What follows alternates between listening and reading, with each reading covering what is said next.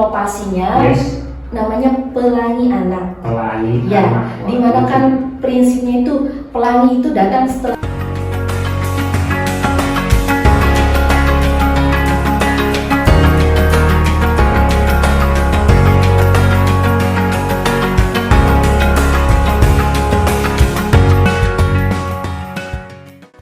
Assalamualaikum warahmatullahi wabarakatuh. Kembali lagi bersama kami di Prima Podcast, portal informasi kesehatan masyarakat.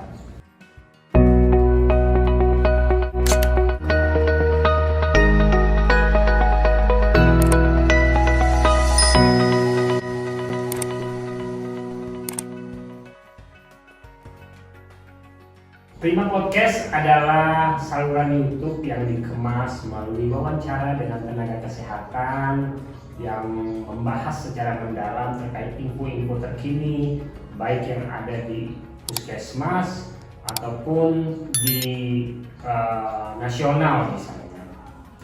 Kali ini kita kedatangan teman lama. Kalau dulu saya sering berinteraksi, sering kerjasama ya dulu ya Mbak Mel. Kali ini kita akan disuguhkan ilmu baru nih terkait dengan beberapa program yang ada di kesehatan anak ya. kesehatan anak. Siap. Nah, sebelumnya kita perlu pengenalan dong Mbak Melia, supaya pemirsa di rumah juga familiar ketika membawa anaknya ke puskesmas. Ya, langsung saja kita kasih waktu, mungkin singkat saja perkenalannya, nanti kita lebih bahas terkait ilmu-ilmunya nanti. Ya, itu yang lebih fokus sih. Betul. Silakan Mbak Melia. Hai, kenalin, saya Melia Septiana, saya programmer anak di Puskesmas Larang dan sehari-hari saya berada di ruang anak. Jadi kalau mau ketemu sama saya, yuk ke ruang anak. Ruang anak ya, siap. Makanya wajahnya Mbak Melia ini baby face karena sering bertemu dengan anak-anak ya Mbak Melia.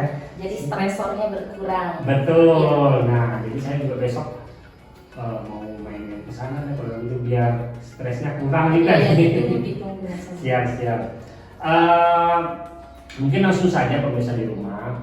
Tadi sempat dibahas juga bahwa Mbak Melia ini adalah programmer anak, kesehatan anak di Puskesmas Larang.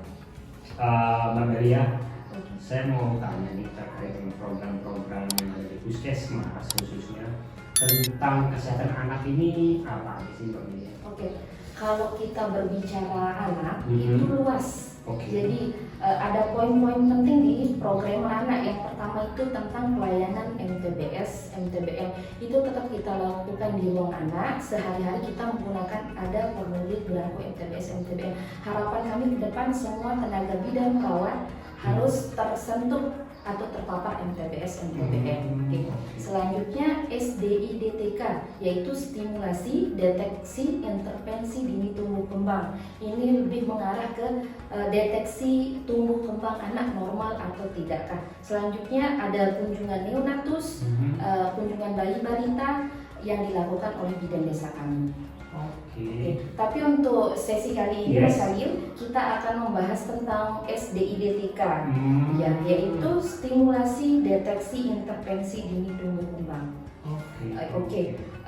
Adapun jenis-jenis deteksinya, pertama, deteksi dini penyimpangan pertumbuhan. Ini rutin dilakukan di posyandu. Penyimpangan pertumbuhan, ya. Ini rutin dilakukan di posyandu. Ya, bisa. Tapi berat yang terdiri dari tinggi badan, kemudian berat badan, lingkar kepala, kemudian yang terbaru ada lingkar lengan atas. Sampai lingkar lengan juga ya? Sampai lingkar lengan.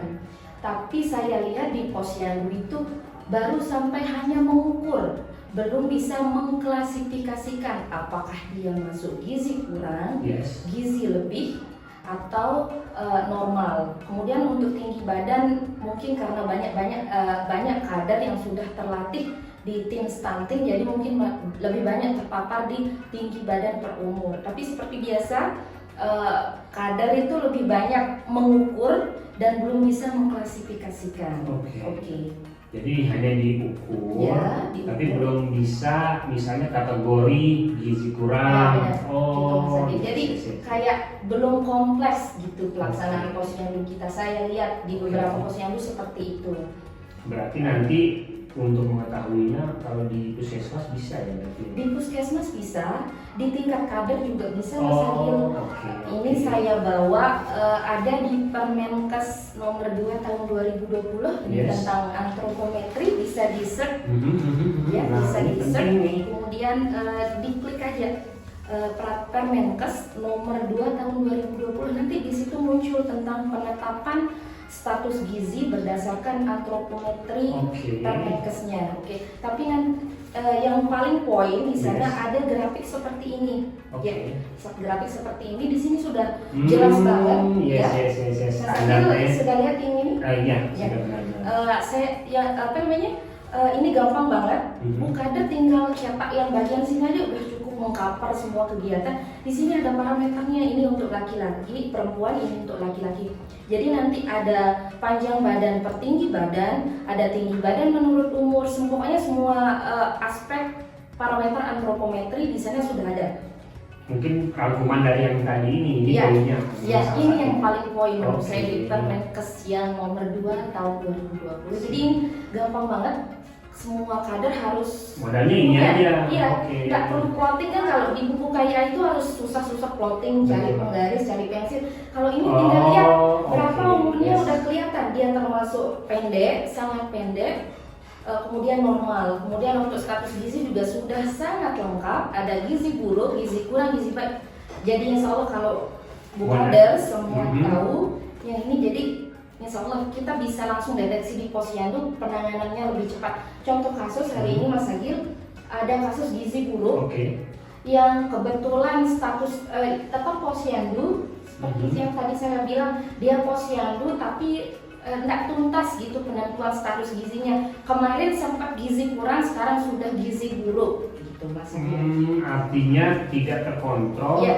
sejak dini. Iya benar. Oke. Iya, jadi itu tempat ngatunya pelaksanaan posyandu Yes, kita. yes, yes. Karena ada miss di. Iya, plottingnya belum bisa tuh pakai grafik ini nih, lebih gampang. Oke, siap. Selanjutnya yang kedua Mas Agil. Itu salah satunya ya. Iya, Yang itu kedua ada poin dua. pertama. Oke.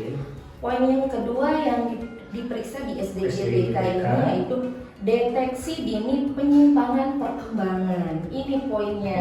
Ya. Soalnya saya tahunya pertumbuhan. Ya, perkembangan sama pertumbuhan itu harus berjalan beriringan.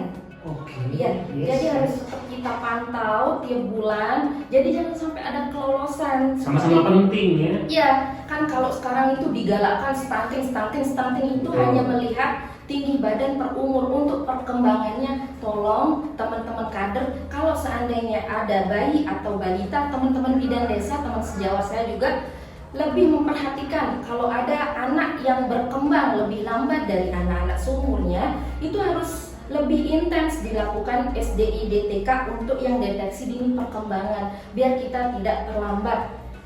Sebut aja contoh kasusnya Mas Agil ya. Contoh kasus ini ada di wilayah kerja puskesmas kami. Anaknya sudah terdeteksi di kami masuk ke ruang anak beberapa tahun yang lalu. Oke. 3-4 tahun yang lalu. Terus kemarin berkunjung lagi dengan batuk pilek.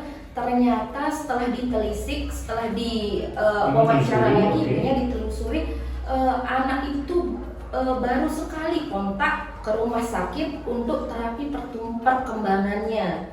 Pertumbuhannya juga kurang. Jadi itu kayak apa ya, di kami programmer anak itu kayak nyesek. Kami udah temukan, udah tangkap bolanya, tapi follow up-nya kurang. Komunikasi lintas sektornya kurang. Jadi itu yang kami akan inovasikan di programmer anak. Kan sekarang lebih ke stunting ya. Betul. Memang itu prioritas ya.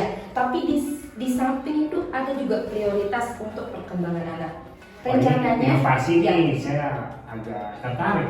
Ya. Dia kalau membahas tentang inovasi karena memang selain rutinitas kita juga wajib kita ya melakukan hal-hal baru ya, untuk membantu masyarakat karena untuk keluarga. Betul. Nah, salah satunya tadi dari Mbak Beli tadi ada ya inovasi Ya. itu namanya apa?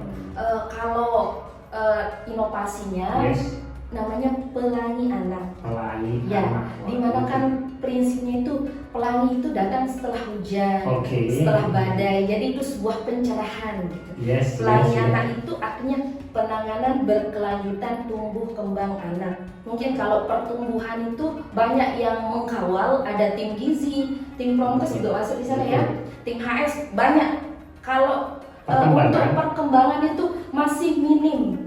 Komunikasi lintas sektor masih minim. Jadi rencananya di kami di program anak akan membangun komunikasi lintas sektor. Jadi kayak kasus yang tadi itu biar nggak putus gitu penanganannya, biar ada follow up. Ya, follow upnya itu yang paling penting karena miris sekali waktu itu saya tanya ibu kenapa berhenti berobat, saya bilang ibu itu mengatakan diakomodasinya kurang untuk pergi ke sana ada biaya. Sedangkan dia punya BPJS berarti di sana nanti kita bisa masukkan lintas sektor untuk membawa anak-anak dengan kelainan perkembangan berobat ke rumah sakit atau penanganan berlanjutnya, tidak sampai terputus. Setidaknya memang nggak kayak sindrom Down itu nggak bisa sembuh maksimal kan, atau kelainan-kelainan perkembangan yang lain. Setidaknya anak itu lebih baik dari keadaannya sekarang.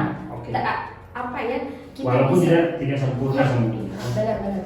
Setidaknya seperti kebutuhan dasarnya bisa terpenuhi, kayak dia bisa buang air besar sendiri, buang air kecil sendiri. Kasus yang kemarin di Rarang itu saya sampai kaget.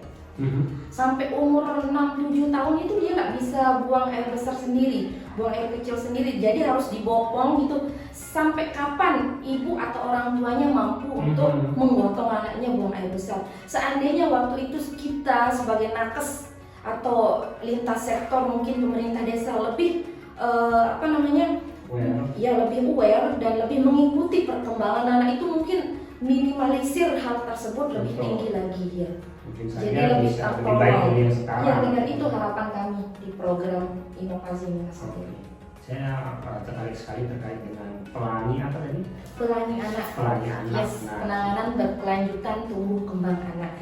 Itu kita berharap inovasinya bisa berjalan maksimal. Mohon bantuan teman-teman promkes Siap. juga. Nanti kita akan promosi juga, ya kan? Nanti kita akan integrasi pastinya. Yang penting untuk mendukung selain dari pertumbuhan, perkembangan juga. Ya, perkembangan juga penting. Perlu teman-teman catat. Selanjutnya Mas Agi. Yang ketiga, deteksi dini penyimpangan mental emosional. Ini banyak terjadi saat ini karena kita lihat banyak anak-anak yang terlalu banyak pegang gadget. Betul. Jadi di sana mempengaruhi keadaan mental emosionalnya karena di dunia maya lain, di dunia nyata lain. Jadi kayaknya ini perlu sangat dilakukan pada anak-anak yang kecanduan gadget. Itu mentalnya udah terganggu ya. Jadi kita sebagai orang tua itu harus bijak, harus kasih timing saat anak-anak kita pegang gadget. Jangan terlalu dikasih dengan leluasa. Ini HP-nya, ini gadgetnya kita beliin, itu salah banget. Jadi kita harus membatasi. Ya, harus bijaksana sebagai orang tua. Jangan biar anaknya nggak rewel kasih HP, kasih HP. Itu salah banget, Mas Agil. Jadi kita harus bijak sebagai orang tua. Kita harus pilah-pilah mana yang harus ditonton, mana waktu yang boleh ditentukan untuk mereka berada terpapar di depan gadget. Dari segi fisik matanya juga kecapean. Justru kemarin ada saya temukan kasus juring, bahasa medisnya apa ya, nanti saya cek ya. Juring itu kayak matanya nggak fokus, terus kalau ngelihat depan bola matanya ke kiri ke kanan ya. Setelah saya tanya ibunya, ternyata ibunya hamil, terus nggak ada temennya main. Yang pertama dikasih nih handphone biar diem, biar ada temennya main. Jadi kayak biasanya kayak gitu ya.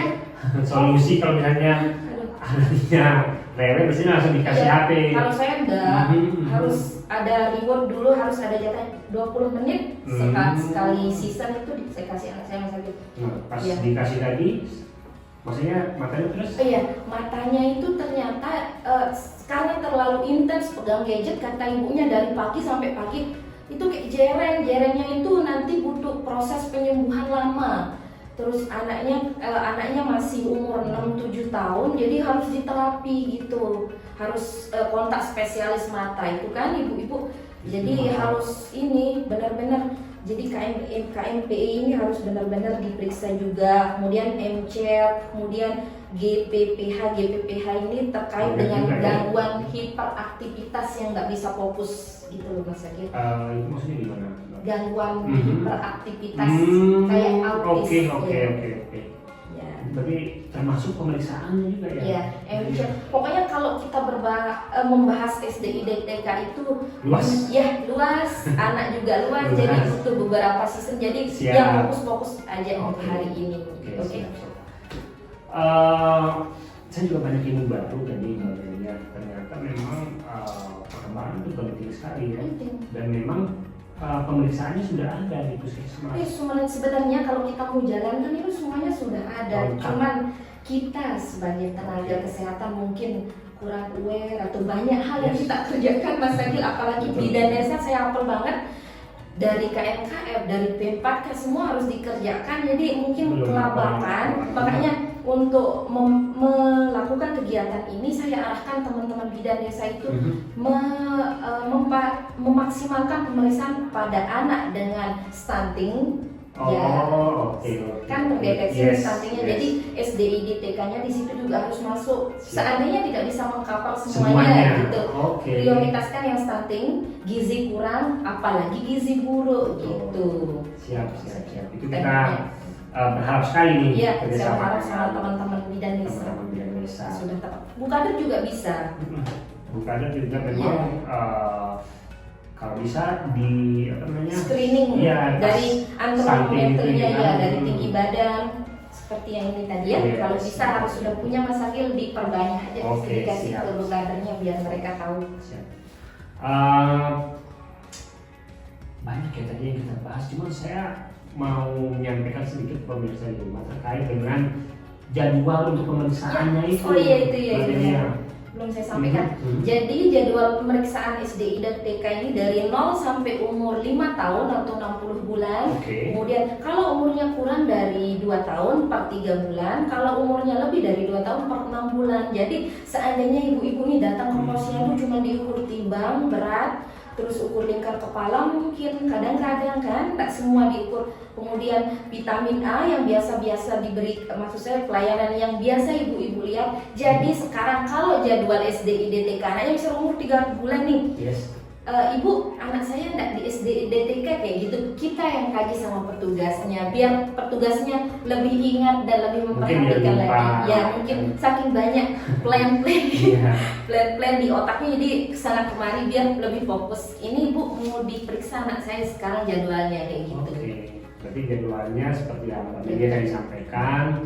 Nanti harapan kita video ini bisa ditonton oleh masyarakat luas nanti sehingga bukan hanya kader, nanti mungkin pada saat rame sasaran, jadi sasarannya juga bisa mengingatkan, bisa mengingatkan juga bidan desanya. Kita saling mengingatkan untuk perbaikan kualitas pelayanan posyandu kita dan untuk kesehatan kita bersama. Untuk kesehatan kita bersama dan untuk generasi masa depan Indonesia. Exactly, itu yang paling penting. Nah, tadi jenis-jenisnya udah, jadwal juga udah, terakhir nih. Terakhir yang ditunggu oleh pemirsa juga. Mungkin dari Mbak Melia ada tips buat pemirsa di rumah selain tadi mengunjungi posyandu dan saling mengingatkan tadi. Mungkin ada tips-tips lagi yang membantu ibu-ibu di rumah dalam meningkatkan kesehatan anak. Itu poinnya ya. Tips yang pertama, ibu-ibu kalau menemukan kelainan pertumbuhan dan perkembangan anaknya itu harus segera memeriksakan, segera bertanya pada orang yang lebih paham, misalnya tingkat yang paling bawah di posyandu misalnya kader. Bu kader, ini anak saya kenapa kayak gitu. Jadi kita sebagai orang tua itu harus lebih aware. Nggak mungkin orang-orang memperhatikan anak kita yang harus lebih perhatian sama anak kita ya. selanjutnya untuk ke posyandunya harus rutin, nggak Yes. usah bulan ini enggak, bulan ini Bolong-bolong. ya bolong-bolong. Jadi biar terpantau pertumbuhan berat, tinggi badan, lingkar kepalanya seperti itu. Terus untuk jadwalnya juga harus lebih diperhatikan, 0 bulan, 3 bulan, pokoknya kelipatan 3 untuk 2 tahun pertama. Selanjutnya itu per 6 bulan itu lebih diperhatikan. Jadi kalau nggak ingat nakesnya, Bu, ini jadwalnya di SDJDK. Oke, seperti itu Mas. Siap. Menarik sekali sebenarnya ini pembahasannya Mbak Melia, dan tentunya ini bermanfaat bagi pemirsa di rumah. Saya berharap sih Mbak Melia nggak kapok-kapok. Iya, memang harus lebih sering-sering kesini Siap. untuk yang edukasi yang era baru, memang harus lewat podcast ini. Selain dari penyuluhan juga lakukan Iya. di posyandu, mungkin ada konseling juga pada saat di ruangan anak. Siap. Kalau gitu nanti saya minta jadwalnya lagi ya. Oke. Untuk yang selanjutnya tadi membahas tentang NTBS ya. Oke, NTBS untuk season selanjutnya Siap. boleh. NTBS. Baik. Itu dia pemirsa di rumah perbincangan kami tadi membahas tentang program-program anak dan juga termasuk tadi NTBS, SDIDTK. Kalau misalnya ada pertanyaan ataupun ada saran komentar bisa disampaikan di kolom komentar, nanti akan saya sampaikan ke Mbak Melia. Kita berjumpa lagi insya Allah secepatnya ya Mbak Melia ya. Secepatnya boleh. Siap. Tadi juga banyak dibahas terkait dengan termasuk kasus-kasus juga tadi. Iya, banyak. Jadi ini sudah dipaparkan, tidak hanya ilmunya, memang kasus yang benar-benar real terjadi, sehingga harapannya ini memotivasi Iya, benar. masyarakat di rumah. Kalau begitu kami berdua pamit undur diri. Mbak Melia, terima kasih atas Sama-sama, waktunya. Mas Emil. Siap. Jangan lupa kunjungi juga Instagram Puskesmas Larang, link @BUD Puskesmas Larang. Silakan mengajukan pertanyaan melalui direct message. Nanti akan kami balas secepat mungkin, tentunya berkolaborasi dengan tenaga kesehatan lainnya. Kami berdua undur diri, mohon maaf apabila ada kekurangan. Wabillahi taufiq wal hidayah. Wassalamualaikum warahmatullahi wabarakatuh. Dadah.